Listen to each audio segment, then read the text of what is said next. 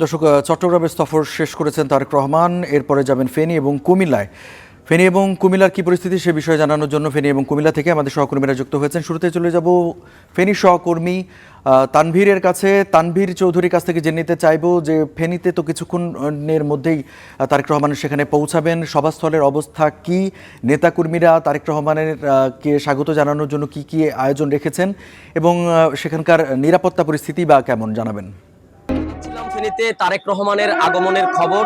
এই মুহূর্তে আমি ফেনী সরকারি পাইলট উচ্চ বিদ্যালয়ের যে মূল ফটক আছে সেই মূল ফটক থেকেই আমি আপনাদের সাথে সরাসরি যুক্ত হয়েছি। দেখতেই পাচ্ছেন এখানে কিন্তু আজকে তারেক রহমান এরই মধ্যে তারেক রহমানের যে গাড়ি বহর সেটি কিন্তু এখানে চলে এসেছে এবং নেতা কর্মীরা বিভিন্ন দিক থেকে দলে দলে এখানে এসে সমবেত হচ্ছেন। আমরা দেখেছি তারেক রহমানের গাড়ি বহর যখন এখানে এসেছে রাস্তার দুপাশে দাঁড়িয়ে তারেক রহমানকে স্বাগত জানিয়েছে নেতা কর্মীরা। এছাড়াও সামনে যে মঞ্চটি দেখতে পাচ্ছেন এটি প্রস্তুত হয়েছে এবং আইন শৃঙ্খলা রক্ষাকারী বাহিনী আমরা দেখেছি, পুলিশ, বিজিবি, র্যাব, তারা এখানে যে নিরাপত্তা বেষ্টনী সেটি আমরা দেখতে পেয়েছি। পুরো শহর আসলে নিরাপত্তার চাদরে ঢেকে ফেলা হয়েছে এবং এখনো পর্যন্ত আসলে বিকেল 4টায় কিন্তু তারেক রহমান মঞ্চে উঠে বক্তব্য রাখবেন। যেহেতু এখনো সময় আছে, বিভিন্ন দিক থেকে কিন্তু নেতা কর্মীরা ছুটে আসছে।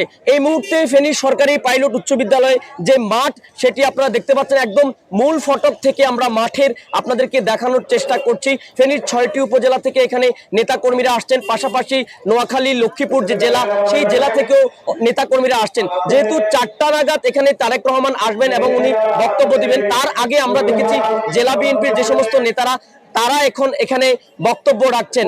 তো আমরা যে বিষয়টি এখানে সকাল থেকে আপনাদেরকে জানাচ্ছিলাম, তারেক রহমানের কাছে কিন্তু নেতা কর্মীদের প্রত্যাশা এবং স্থানীয় ভোটারদের প্রত্যাশা অনেক বেশি। এর একটা কারণ হচ্ছে এখানে যে সমস্যাগুলো আছে সেই সমস্যাগুলো আসলে তারেক রহমানের কাছে আজকে সরাসরি জানাতে চায় তারেক রহমানকে নেতা কর্মীরা এবং স্থানীয় ভোটাররা। রঞ্জু, এই ছিল ফেনী সরকারি পাইলট উচ্চ বিদ্যালয় মাঠ থেকে তারেক রহমানের আগমনের সর্বশেষ।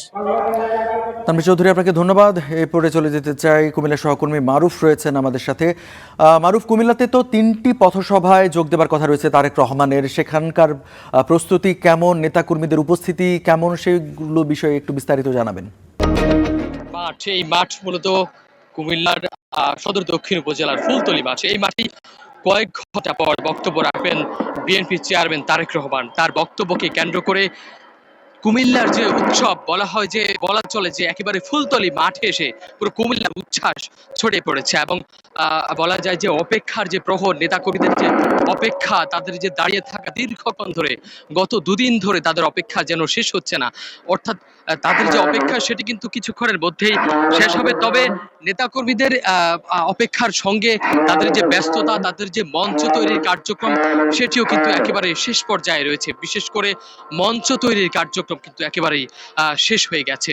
এছাড়াও যে আমরা দেখছি যে তার সঙ্গে যে নিরাপত্তার ব্যবস্থাটি খুব কঠোর করা হয়েছে। আমরা দেখেছি কিছুক্ষণ আগে র্যাব সদস্যরা এসেছেন এবং র্যাবের একটি বড় টহল টিম পুরো মাঠ জুড়ে ছড়িয়ে ছিটিয়ে তারা কিন্তু টহল দিয়ে আবার ফিরে গেছেন। পুলিশ সদস্যরা রয়েছেন মঞ্চে, তার সঙ্গে যে ব্যানার পোস্টারে পুরো এলাকা ছড়িয়ে গেছে। মনে হয় যে ফুলতলির মাঠে নতুন করে আজই কিছুক্ষণ পরে ফুল ফুটবে। তবে নেতাকর্মীদের এই সবের সঙ্গে একটি বিষয় আমরা দেখেছি যে তাদের যে অপেক্ষা, সেই অপেক্ষার সঙ্গে তাদের দাবিও রয়েছে। নেতাকর্মীরা বলছিলেন যে বিএনপির 17 বছরের যে বঞ্চনা সেটির যে শেষ হতে চলেছে এই আগামী 12ই ফেব্রুয়ারি নির্বাচনের মাধ্যমে।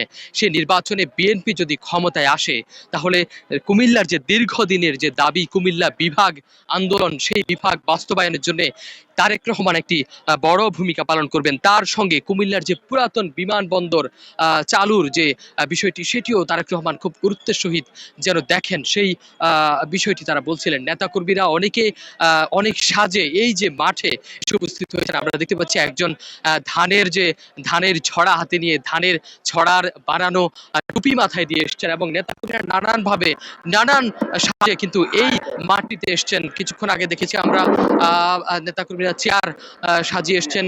এছাড়াও নেতাকর্মীদের বিভিন্ন উপজেলা থেকে আমরা দেখেছি নেতাকর্মীদের ছোট ছোট মিছিল আসছে, নানান পরিবহন, পিক আপ, ভ্যানে করে, অটোরিকশা, সিএনজি চালিত অটোরিকশা, বাসে করে নেতাকর্মীরা আসছেন কুমিল্লার সদর দক্ষিণ উপজেলার এই ফুলতলি মাঠে। এবং তাদের সঙ্গে যারা স্থানীয় বাসিন্দারা রয়েছেন, বলা চলে যে তারেক রহমানকে একরকম বরণের অপেক্ষা রয়েছে কুমিল্লার এই সদর দক্ষিণের উপজেলার মাঠ। এই সদর দক্ষিণের মাঠ ছাড়াও আজ তারেক রহমান বক্তব্য রাখবেন কুমিল্লার 14 গ্রাম এলাকায়, এবং সেই এলাকা থেকে বক্তব্য রেখেই কিন্তু সন্ধ্যা 7:30টা নাগাদ এই সদর দক্ষিণ উপজেলার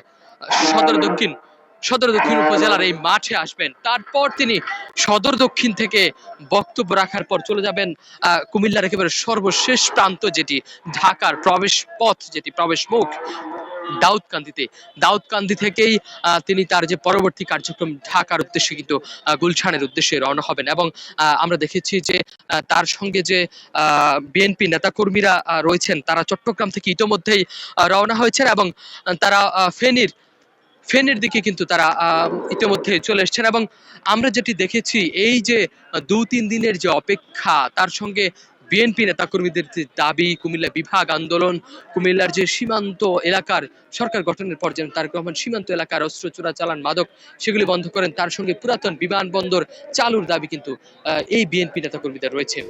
কুমিল্লা থেকে এই ছিল আমার কাছে তারেক রহমানের আগমনের সর্বশেষ খবর।